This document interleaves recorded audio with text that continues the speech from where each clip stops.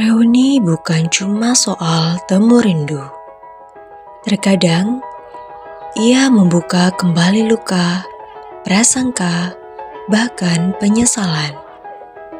Tapi dari sana pula, kita akan belajar tentang motivasi, persepsi, nilai, sikap, dan kepuasan atas pilihan kita masing-masing. Dan inilah cerita kami. Satu reuni, banyak rasa.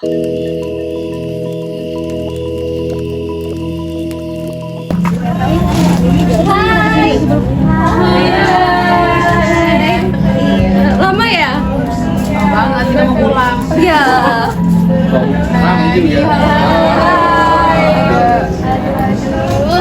Ayo jangan lupa semua ya. Akhirnya kita bisa kumpul juga ya, udah lama banget kita nih nggak nongkrong kayak gini. Iya, apalagi kita udah sibuk semua. Angga udah kerja, Aluna juga mau ngulang UTBK lagi. Iya nih, aku bolos rapat dari kerjaanku cuma buat demi nongkrong sama kalian tahu. Rasanya kayak gimana ya kalau nggak nongkrong sama kalian, kayak healing gitu tahu. Iya nih, aku juga nyempetin belajar dari pagi biar bisa ikut nongkrong sama kalian. Tapi kadang aku nggak nyangka aja sih, kita tuh masing-masing udah milih jalan yang berbeda-beda gitu. Tapi itu yang membuat obrolan kita makin seru kan? Iya sih. Oh iya Lun, aku tuh penasaran deh sama kamu. Kenapa? Kenapa kamu kok, apa yang membuat kamu motivasi gitu loh untuk mengambil jalan itu? Kalau aku sendiri sih, aku tuh ngerasa kurang berkembang sih di jurusan lamaku. Terus aku juga setiap hari kuliah ngerasanya tuh kayak kosong gitu, kayak nggak semangat. Terus aku coba cari semangat baru dengan aku belajar dan nyoba UTBK lagi. Terus aku juga termotivasi karena aku pengen ngerasa senang aja sih waktu belajar. Oh gitu. Wah, itu keren sih, kamu berani keluar dari zona nyaman. Dan motivasinya itu bukan hanya akademik aja ya, tapi ke emosionalnya juga. Iya sih, kalau kamu gimana Kak?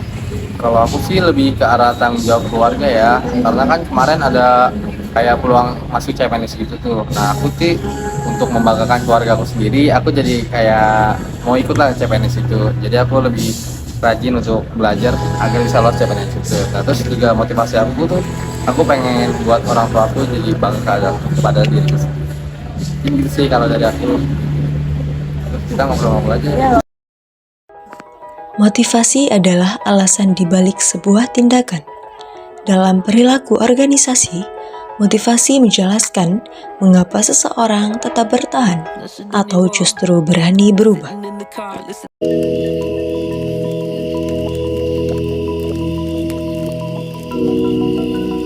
Tapi Lun, terus terang aja ya, aku tuh kecewa banget sama kamu pas tahu kamu tuh keluar. Dulunya kita kan satu jurusan, terus tiba-tiba kamu keluar gitu aja. Kayak kenapa? Kita tuh belum cukup ya untuk kamu. Enggak Jasmine, aku tuh ngerti perasaan kamu itu kayak gitu. Tapi ini bukan tentang pertemanan. Aku tuh ngerasa tempat yang sekarang itu nggak sesuai sama aku. Aku butuh tempat yang sesuai sama passion aku. Jasmine, kadang tuh kita emang kayak ngerasa ditinggal. Padahal orang itu tuh lagi cari jati dirinya sendiri. Coba deh kamu lihat dari sisinya Aluna. Mungkin kamu bakal paham kenapa sih Aluna ambil keputusan itu. Ya bener Jasmine, kan kita semua ngambil jalan beda-beda tuh bukan karena kita ingin ngejauh kan, tapi karena kita pengen mencapai tujuan kita masing-masing gitu. Persepsi adalah cara kita menilai secara realitas. Dalam suatu organisasi, dua orang bisa saja menyaksikan hal yang sama, tetapi akan menarik kesimpulan yang berbeda. Tanpa adanya komunikasi, persepsi akan berubah menjadi prasangka.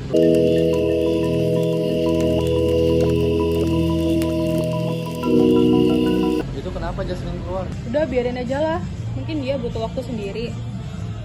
Udah nggak apa-apa, mungkin itu udah pilihan Jasmine. Setiap pilihan pasti ada nilai yang jadi pegangan utama. Emang menurut kamu nilai itu gimana Daisy? Kalau menurut aku sih nilai aku itu kesetiaan sama proses sih. Itu yang bikin aku bertahan. Kalau kalian gimana? Kalau aku nilai kebebasan berpikir sih yang penting, makanya aku suka ekonomi. Jadi kayak bisa menganalisis dari banyak sudut pandang gitu. Nilai aku sih yang pertama itu keluarga, stabilitas kerja, dan juga pengabdian kita. Jadi itu sih yang paling utama kalau dari aku. Oh, kalau aku sendiri nilai aku sih lebih ke arah pengembangan diri. Aku pengen jadi orang yang terus belajar karena itu bagian dari kebahagiaanku. Sebentar ya, aku ke Jasmine dulu. Iya, boleh-boleh. Dalam sebuah organisasi, nilai menjadi pedoman dalam membentuk sikap dan perilaku. Nilai juga membantu kita untuk menjaga sebuah kepercayaan, serta menciptakan suatu hubungan yang harmonis.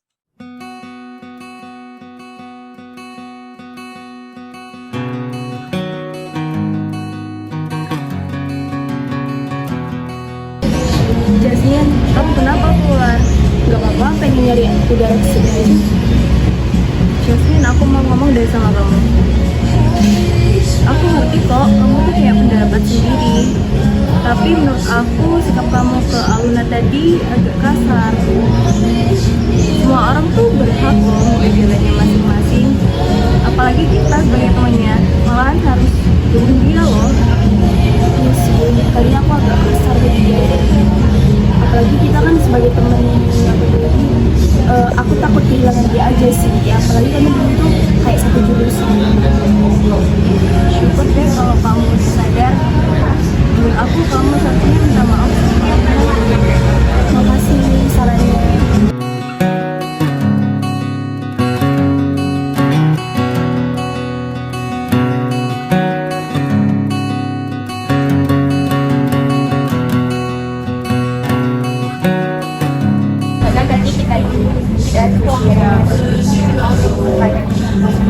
Aku pulang duluan ya.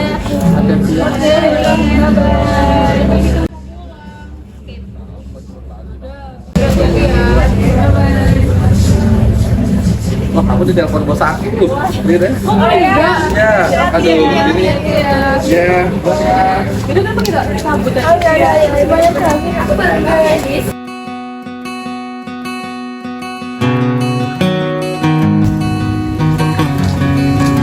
Aluna, aku belum boleh duduk aja Jasmine. Maaf ya lu, tadi aku ada keluar. Terus aku minta maaf kalau kamu tuh agak kesel. Aku sadar kalau aku tadi ngomongnya nggak berasa.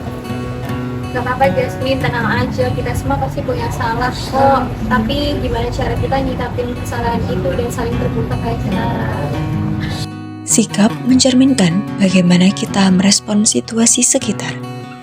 Sikap positif akan membangun suasana yang suportif dan harmonis. Sementara, sikap negatif berpotensi menimbulkan suatu konflik.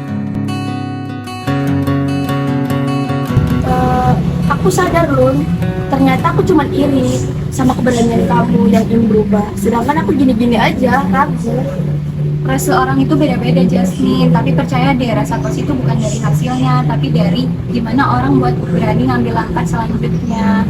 Oke, sekarang aku ngerti. Aku juga mau cari kepuasan dari diriku sendiri deh. Buat bukan cuma hanya nyaman doang. Semangat ya Jasmine, yuk kita cari versi terbaik dari kita masing-masing. Gojek aku udah datang. Ayo. Kepuasan bukan hanya soal pekerjaan. Di dalam suatu organisasi, kepuasan juga dapat tumbuh ketika seseorang merasa berperan, berkembang, dan mendapatkan penghargaan atas usaha mereka sendiri.